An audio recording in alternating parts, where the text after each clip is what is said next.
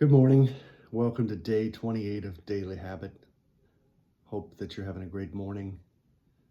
Those that are out there preparing or evacuating for the Hurricane Milton, um, we have you in our prayers. Stay safe. So today we're going to talk about a concept on the dash. It's called change. And yesterday we talked about a concept called smile.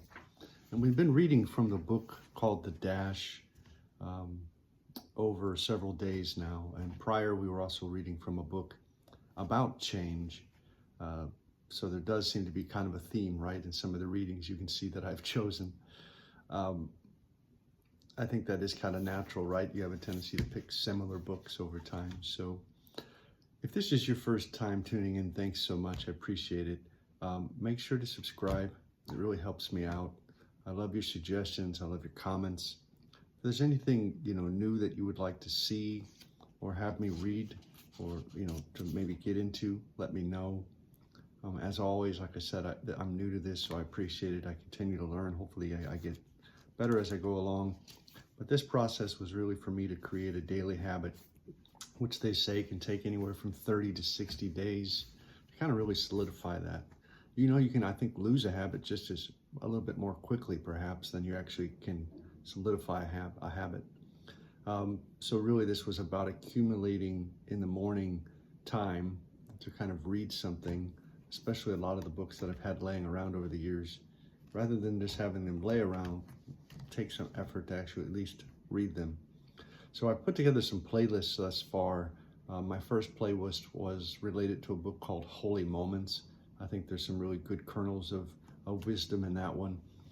The second book was about, like I said, about change, really about what we call rugged flexibility. And then now my third playlist that we're working on is called The Dash. So let's get started. Again, make it a great day and welcome. So think about this long and hard. And are there things you'd like to change? Over a century ago, William James, one of the founders of modern psychology, said the great discovery of this generation is that a human being can alter their life by altering their attitude. There's a saying I remember, I used to see it. It was actually kind of in the basement area of one of my first jobs when I used to have to go down to get the printed paper at the time. It was on these dot matrix printers, and I'd have to go down for the print job to pick it up. And there was a picture, and it had obviously like a person kind of climbing a mountain, and it said, "Attitude determines your altitude." I always remember that. So anyway, I digress, but thought I'd mention that. Each day we wake up in the morning, we choose our clothes, we choose our breakfast, but most importantly, we choose our attitudes. One of the most wonderful things about having a positive attitude is the number of people it touches, many times in ways you'll never know. In my book, The Power of Attitude, I told the story about going to a convenience store to get a newspaper and a pack of gum. The young woman at the checkout counter said, "That'll be $5, please." And as I reached into my wallet, the thought occurred to me that a newspaper and gum didn't make it to $5. When I looked up to get a requote, she had a big smile on her face and said, "Gotcha! I got to get my tip in there somehow." I laughed when I knew I'd been had.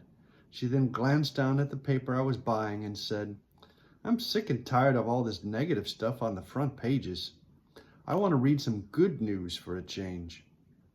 She then said, in fact, I think someone should publish a good news newspaper, a paper with wonderful, inspiring stories about people overcoming adversity and doing good things for others. I'd buy one every day. She then thanked me for coming in and said, "Maybe we'll get lucky tomorrow. Maybe we'll get some good news." And she laughed. She made my day. The following day after my business appointments, I dropped by the same store again to pick up bottled water, but a different young lady was behind the counter.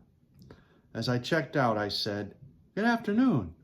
and handed her my money for the water, she said nothing. Not a word, not a smile, nothing.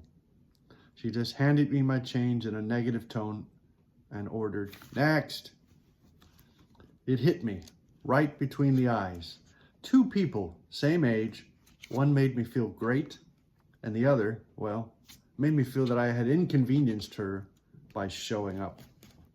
By the choices we make, by the attitudes we exhibit, we are influencing lives every day in a positive or negative ways. Our family, our peers, our friends, and even strangers we've never met before and will never meet again.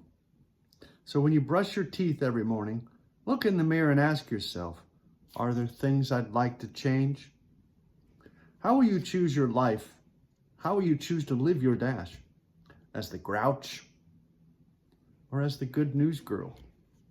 Your answer will go a long way toward determining the joy and happiness that you will experience in your life. This one, I read this one, and it's unfortunately very true, right? And it's like I said, I was saying in other videos, it's not a perfect science. Even, this is again a habit you're going to have to form. I think this is a really important message. If you can form that positive attitude habit, it's really going to help your physical nature, your mental state. It's just going to affect your emotional state. It's going to impact the people in your own life. I know that my lovely wife just told me yesterday that I'm a grouch. And I often do fall into that grumpy kind of nature, especially when I'm thinking about something or I'm grappling with something or I'm just focused on something. I don't pay attention to anything or anyone. And then maybe I get reactionary, I get defensive, I get upset. We have to figure out how to overcome those kind of tendencies. We have to be aware of individuals and things and people. We have to recognize their existence. Otherwise you end up like that clerk who's next. You're just wanting the day to get over with. You're just wanting to get through the day. You are inconvenienced by everything. Or you can go through life making people feel better, making yourself feel better ultimately, making a joke, smiling at someone, saying hello, hi, how you doing? It doesn't take big, giant leaps, which is, again, a reminder for me. It's small, incremental change. That's what this is all about, daily habit. Not only just reading about it, but how do you start creating the actions necessary to begin those incremental changes, those habits that you need to form.